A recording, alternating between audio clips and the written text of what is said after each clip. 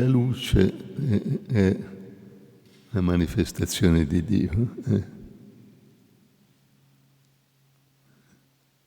Se Dio non si manifestasse attraverso la sua luce, nessuno potrebbe vederlo.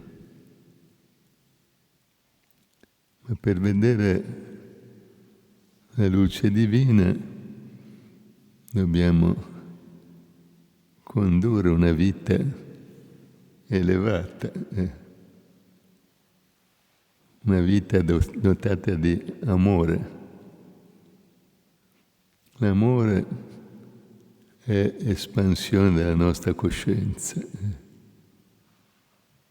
Se non abbiamo questo sentimento verso coloro che ci circondano, siamo come congelati, si potrebbe dire, dentro di noi. E quindi lo spirito non si può elevare, aprire il proprio occhio interiore e vedere Dio. Se amate solo chi vi ama, che merito avete, diceva il Cristo. Amate il vostro nemico, benedite chi vi maledice. Allora la vostra coscienza si espanderà. Quando sarete in grado di amare anche i vostri nemici, allora il vostro amore proromperà. Vi troverete a vostro agio ovunque, perché, come diceva Savan Singh, solo che coloro che hanno amato hanno raggiunto il Signore, perché Dio è amore. Dio è la meta, Dio è il mezzo e Dio è la via che conduce all'oceano d'amore, che la divinità passa naturalmente attraverso l'amore. Una volta c'era il Buddha, tenne un discorso, disse: dovete amare tutti, indifferentemente, non ci deve essere nessuno che voi non amiate. Ecco, che si alzò un uomo e disse: "Oh Signore beato, a me non è possibile una cosa del genere. C'è un uomo che è di un'antipatia unica, non riuscirò mai ad amarlo. Ditemi di amare tutti gli altri, ma non quest'uomo", disse il Buddha. Ti do questo compito. Cessa di amare tutti gli altri, come se non ci fossero, ma concentra il tuo amore su quella persona. Ecco, passarono alcuni mesi e quest'uomo si ripresentò dal Buddha. Disse il Buddha: allora sei riuscito a amare quella persona? Sì, dopo molti sforzi, effettivamente sono riuscito ad amarla. E degli altri cos'è adesso? Nel momento che sono riuscito a amare quelle, amare tutti gli altri è veramente un gioco da ragazzi. Adesso amo davvero tutti quanti. Per questo amare i propri nemici è così importante, perché sviluppa il nostro amore in modo altrimenti impossibile, ecco, a un livello davvero completo ed elevato. Quando amiamo tutti, siamo davvero sempre a casa nostra. Il mondo che ci circonda diventa un piccolo paradiso. Siamo circondati da angeli. Il nostro cuore è sempre impegnato a inviare ovunque sentimenti d'amore, di gioia, di felicità. Perché la parola divina, il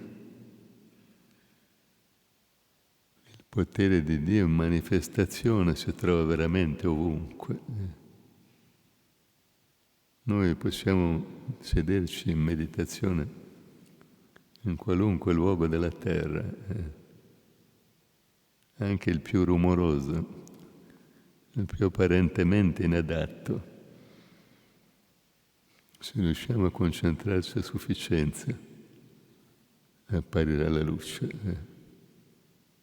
Ascolteremo il suono divino. Dobbiamo sentirlo presente, il suono divino, in tutti i rumori del cosmo. Non solo nella musica che ci piace, ma nei rumori del traffico, nel battito della pioggia, nelle onde del mare. Ovunque è presente il Nam, la parola divina.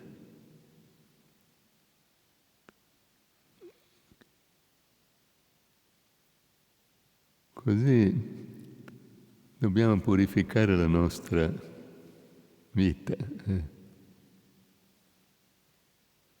C'era un famoso mistico dell'Islam, Sheikh Shibli, che andava nel tempio, nella moschea, faceva le abluzioni molto accuratamente. Davanti alla moschea ci sono a volte dei piccoli laghi di acqua dentro i quali i fedeli devono passare in segno di purificazione. Così si bagnava con quest'acqua. E ecco che un saggio gli disse: "O Shibli, è inutile che tu faccia tutte queste evoluzioni. Il corpo lo puoi lavare con l'acqua, ma se non ti purifichi interiormente non troverai Dio." Dopo aver sentito queste raccomandazioni, Shibli si dedicò alla ricerca interiore. Trovò un maestro e divenne Sheikh, che vuol dire Signore. Veri sceicchi non sono quelli che hanno i pozzi di petrolio e che hanno accumulato immense ricchezze. Veri sceicchi sono i signori dello spirito, quelli che hanno trovato Dio dentro di loro. Ma gli uomini sono portati di più alle usanze esteriori che non a cercare Dio interiormente. Una volta c'era un pellegrino, arrivò in una moschea. Era una moschea che era sempre affollata di gente che andavano appunto a compiere i propri rituali, le proprie preghiere. Ecco, giunto in quella grande moschea, la trovò completamente vuota. chiese lì al muezzin che era lì all'ingresso: ma come mai oggi la moschea è completamente vuota? Disse: hanno scoperto su una collina qui vicino un giacimento d'oro. La gente è andata tutta a vedere se trova dell'oro su quella collina, hanno abbandonato completamente la moschea, così. Gli uomini sono più portati ai beni senza valore, in definitiva, di questo mondo, che non ai beni eterni dello spirito. Nanak diceva: con l'acqua si può lavare il corpo, ma lo spirito può essere purificato solo col nettare dispensato dal Maestro. Se trovi il Maestro, attingi al nettare divino, accumuli l'autentica ricchezza.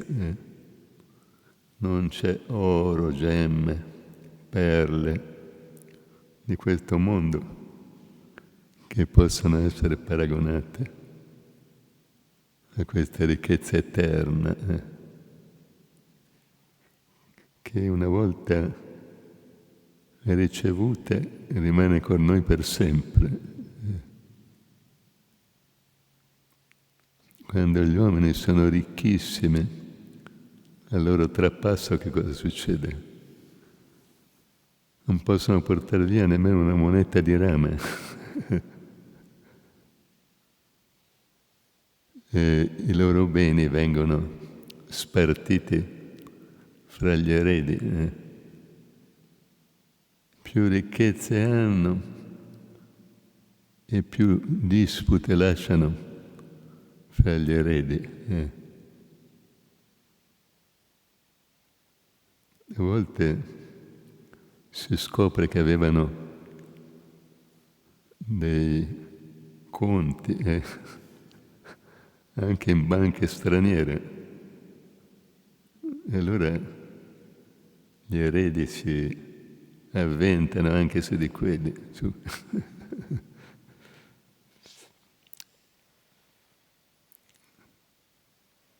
Così, per mantenere una mente pura, la cosa più efficace qual è? È mantenere la rimembranza di Dio, mantenere la rimembranza del Maestro. Vedete, in questo Kali Yuga il mondo è funestato, si potrebbe dire, funestato dai pensieri della gente, che sono pensieri volti ai beni di questo mondo, o ai piaceri di questo mondo, al denaro, al sesso e così via. Se andiamo in giro sguarniti, questi pensieri si avventano su di noi come cani arrabbiati e ci mordono inevitabilmente. Dobbiamo andare in giro muniti del ricordo del Maestro, del pensiero del Maestro di Dio. E allora saremo salvi. Il Maestro Kirpasin diceva: dobbiamo andare in giro a aria condizionata. All'esterno ci sono pensieri brucianti, dei desideri di questo mondo. Dobbiamo essere raccolti interiormente in modo da avere la freschezza dentro di noi. Il nettare del Maestro è il suo ricordo che mantiene fresca la nostra anima.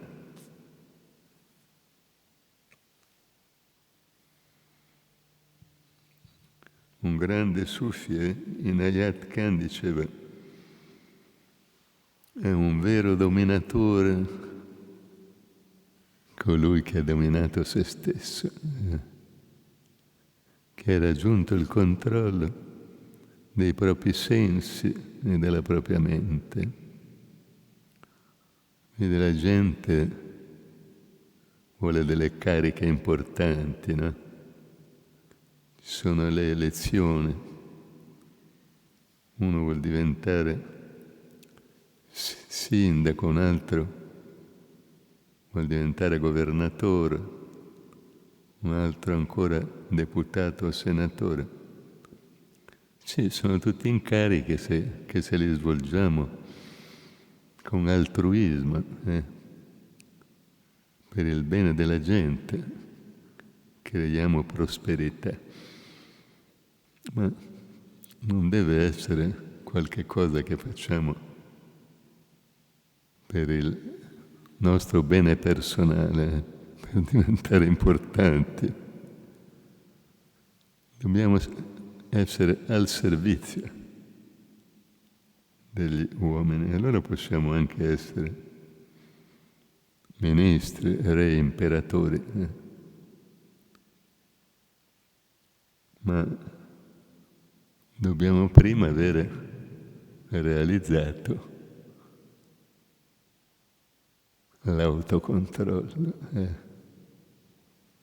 Se abbiamo raggiunto l'autocontrollo, allora saremo davvero in grado di fare il bene dei nostri sudditi.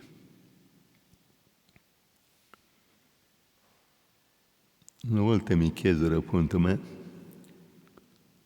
perché non fai un corso per manager? Ho risposto: noi facciamo dei corsi per anime affinché uno riveli la propria anima, diventi padrone dei propri sensi e della propria mente. Quando avrà realizzato questo può diventare anche un meraviglioso manager. Chi è diventato un manager di se stesso, allora può comandare anche gli altri.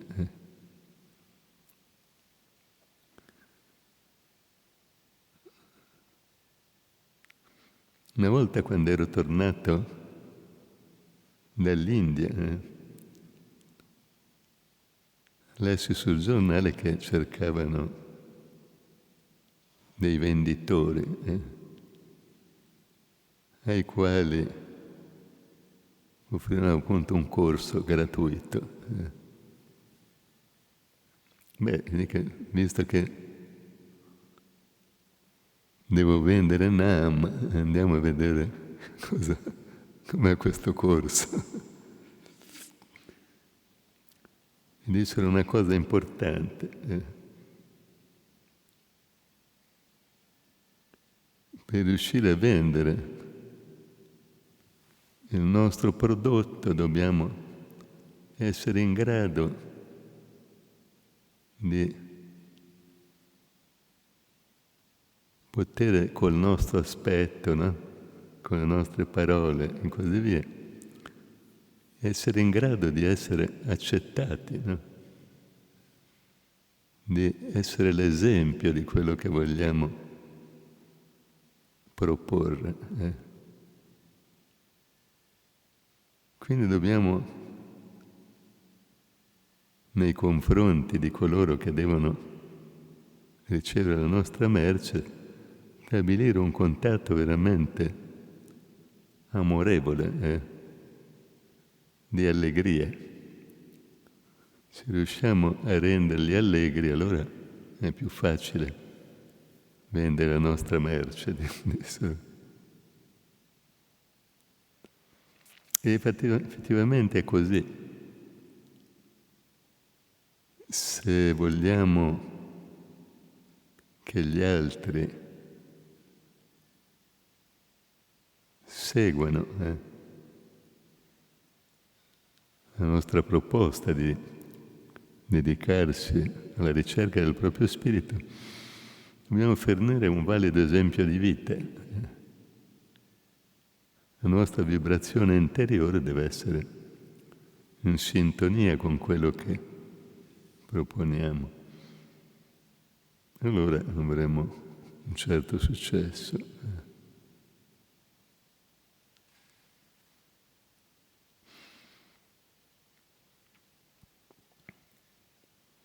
Come diceva il grande maestro Kirpa Singh, l'esempio vale più di 1000 precetti.